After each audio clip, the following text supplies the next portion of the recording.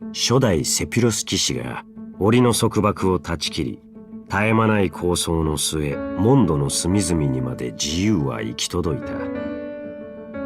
自由の追求と守護を信条とするセピロス騎士団に、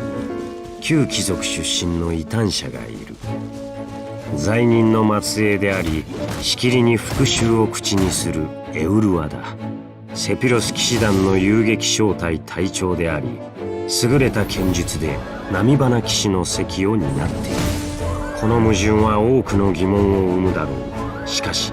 自由の都モンドではそれすら些細なことなのかもしれない。遊撃騎士、行動に移る。隊長の責務を担うエウルワは氷元素魔法を取り入れたセピロス剣術を得意とし、並外れた実力を持った人物だ。彼女は氷の霜を剣へと凝縮させ、リズムに合わせて舞うことで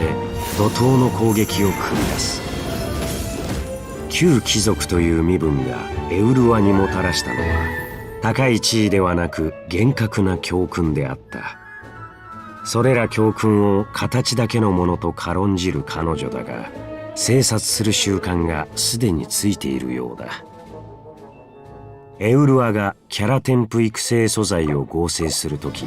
確率で素材を2倍獲得できる。エウルワの通常攻撃は最大5段の連続攻撃で物理ダメージを与える。銃撃はスタミナを消費し、連続攻撃を繰り出すことで敵に物理ダメージを与える。銃撃終了時、強力な一撃により体格の小さな敵をノックバックする。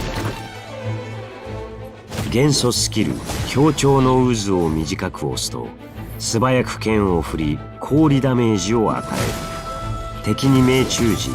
エウルワは冷酷な心を一つ獲得し、自身の防御力と中断耐性をアップする。冷酷な心は最大2つまで所持可能だ。元素スキルを長押しすると、エウルワは全ての冷酷な心を消費し、敵に氷範囲ダメージを与える。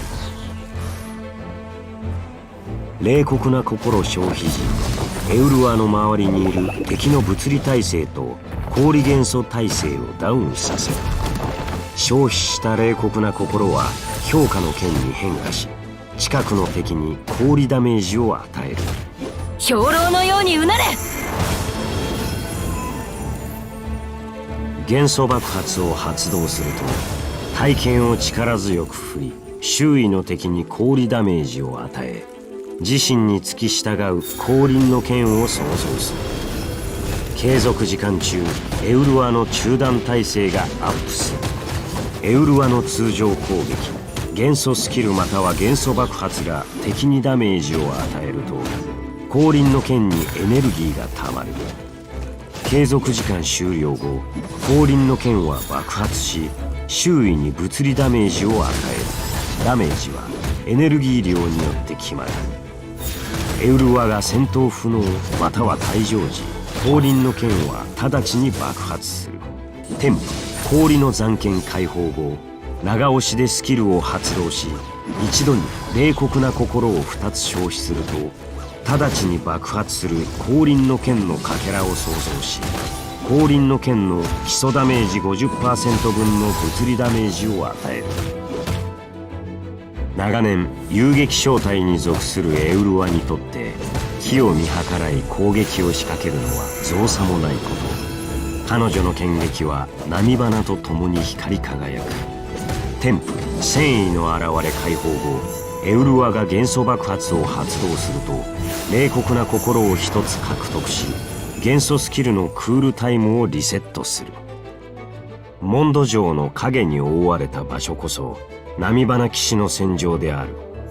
エウルワは敵を追い詰めることを得意とし、優れた戦略でセピロス剣術を振るう。戦闘では通常攻撃と元素スキルの短押しを織り交ぜながら敵を追い詰め、冷酷な心をためる。機を見計らい長押しで冷酷な心を消費することで周囲の敵の物理耐性と氷元素耐性をダウンさせるという。元素エネルギーが溜まったら元素爆発で降臨の剣を創造する。可能な限り攻撃を叩き込み降臨の剣のエネルギーをため爆発ダメージで敵にとどめを刺して終わりだ。憎しみを持つ者の中にはエウルワのように運命によって課せられた復讐の責務を自我の糧とし堅強な道を歩む者もいれば、長い年月を経ても魂に刺さった毒針を抜くことができずもがく者もいる。世界の未来が俺たちの目に映るとき、両者はきっと違う姿を成しているだろう。